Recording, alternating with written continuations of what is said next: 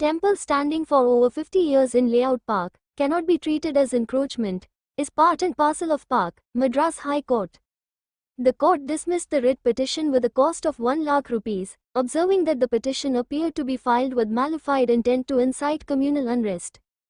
CASEDETAILS case title Jesu Das Cornelius vs. the District Collector, Tiruvallur District and Oz, case number WP number 1200 of 2022, Bench Justice Krishnan Ramasamy. Date of order the 4th of March 2026. Result petition dismissed with costs. Petition dismissed with 1 lakh rupees cost. The Madras High Court has held that a Hindu temple that has been in existence for over 5 decades on land earmarked as a park in an approved layout cannot be characterized as an encroachment and must instead be considered an integral part of the park itself. Justice Krishnan Ramasamy, while dismissing the writ petition, went a step further and imposed a cost of 1 rupee, 00000 rupees 1 lakh on the petitioner, payable to the Tamil Nadu Legal Services Authority, Chennai, characterizing the petition as one filed with malified intent to trigger communal tension.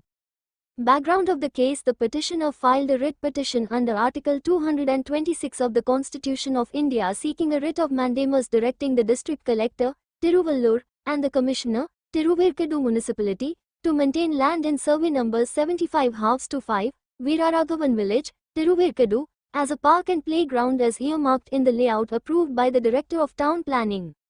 While the core relief sought was maintenance of the park, the petitioner additionally raised the issue of a Hindu temple allegedly situated on the very portion of the land demarcated as a park and playground in the approved layout, of which the petitioner contended that had not been marked in the original approved layout plan.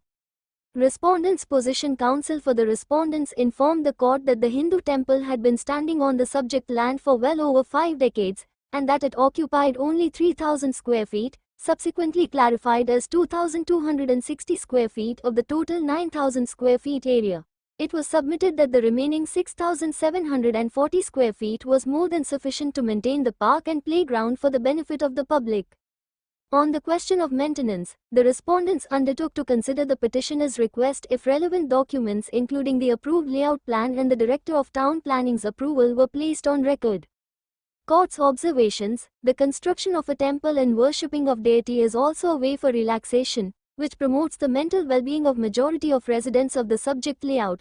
Therefore, at any cost, the temple has to be considered as a part and parcel of the park. The court noted that the temple had been in existence for more than 5 decades and that, given this long-standing presence, the petitioner ought to have raised his objections at a much earlier stage. Raising the grievance after such an inordinate delay, the court observed, was indicative of an ulterior motive. Mr. Justice Krishnan Ramasamy observed that parks serve as essential public spaces designed for recreation, exercise, social gatherings, and the promotion of physical and mental well-being.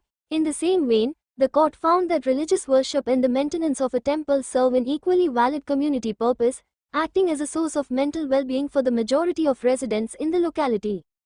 Accordingly, the court held that the temple, constructed at the wishes of the majority of layout residents and worshipped therein for over 5 decades, was not an encroachment but a reflection of community will.